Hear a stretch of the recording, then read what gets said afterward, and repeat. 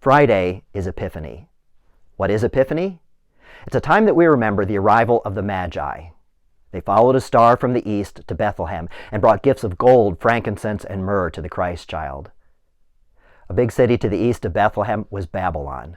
If that's where they came from, it was a trip that would have taken them about 2 years, which fits with Matthew's account of the story because he says that they visited Jesus when he was a child, not an infant, and that they came to a house, not to the manger. But these are all details that it's really not worth getting hung up on. More generally, Epiphany means a discovery, a realization. It means something that has been hidden is uncovered. A part of the story that strikes me is that after they had been to Bethlehem, they went home by a different road. Having seen what they had seen, having been where they had been, they were different.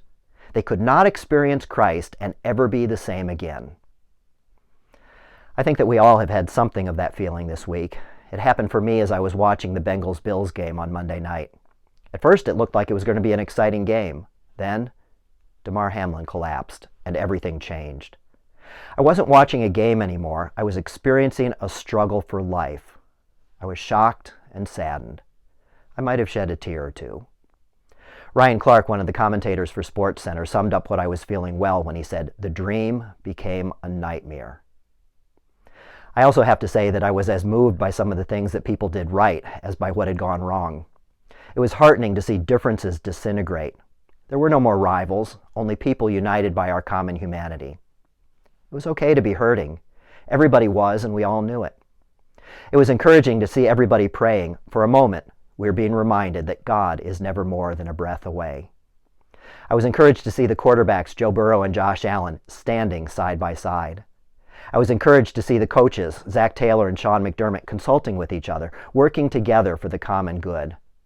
I was encouraged to see how respectful people in the stadium were.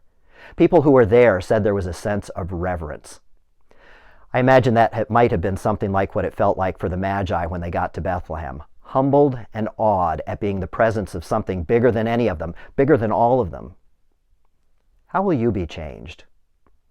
One thing that has changed for me is that I'm still praying for Damar. He's still in critical condition at UC Hospital. I'm praying that God will work a miracle of healing through the doctors and nurses.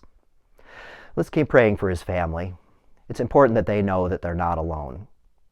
Let's be thankful for the first responders who are there for him and who deal with life and death situations every day. Let's pray that we will all keep things in the perspective of eternity. Let's pray for an epiphany. In my house, Epiphany is also when my wife and I celebrate our anniversary. We've been married for 33 years. Can you believe that she's put up with me that long? I know that she'll watch this, and so I love you. This is our Thursday, January 5th edition of a video series we call Stronger Faith. May you have an insightful Epiphany.